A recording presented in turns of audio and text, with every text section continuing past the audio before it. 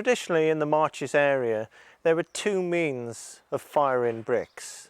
One was purpose-built beehive kilns and the other was brick clamps. And quite often the clay which was excavated from the foundations or the cellars in constructing a building was used to make the bricks, and then the bricks were fired in a stack using interwoven fuel to provide the heat from which to fire the bricks. The construction of a clamp involves a sound level base where you construct a lattice of fireways.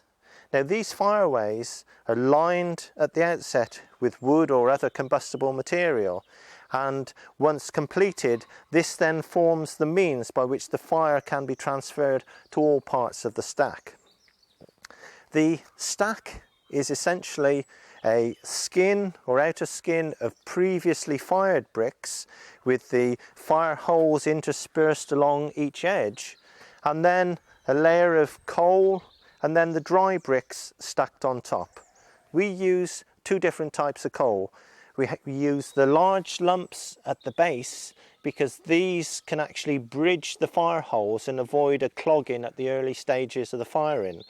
And then the finer coal dust or slack to level off the bed on which we could set the bricks and so avoid sinkage and collapse, which can actually destroy a clamp.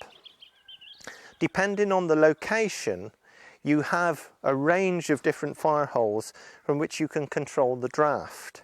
And that is important because once the clamp is on fire, one of the key objectives is to actually slow the burn down so that the heat builds up within the stack and you can actually get the sinkage of the heat or fire in through all parts of the clamp rather than a flash burn using all your material and leaving unfired bricks. In small scale brick clamp firing, the bricks or the green unfired bricks are stacked in layers of approximately 4 high and closely spaced, sometimes just a finger's width apart or abutting each other, and the different layers of coal and slack are put on top of the bricks and then a further layer can be built up.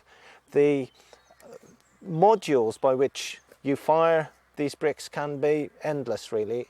In London during the 18th century there are examples of clamps over 1/4 of a mile long. So you basically repeat the first principles depending on the amount of bricks you want to fire. One of the key elements that we have to achieve when we set out a clamp such as this is a linkage between the different layers of fuel.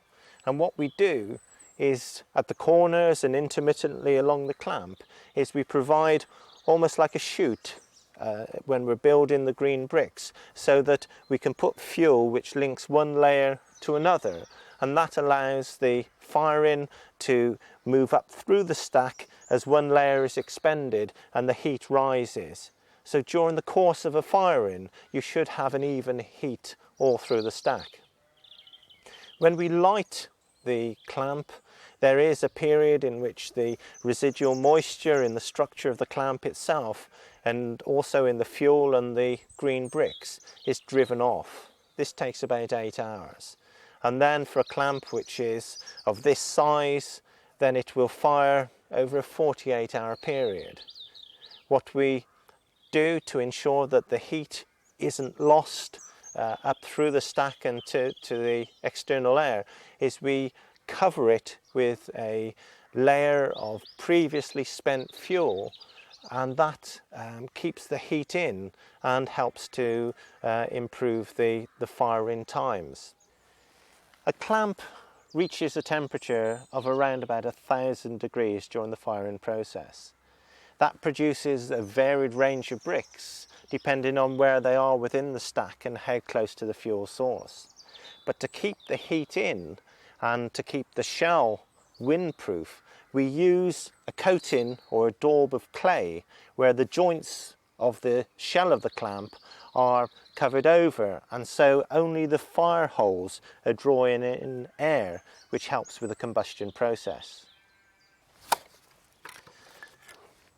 What we have to do is to fill the gaps between the bricks with the clay, and this provides a heat resistant outer seal to the clamp itself and keeps the heat on the inside and makes it a far more efficient, if somewhat primitive, means of firing the bricks.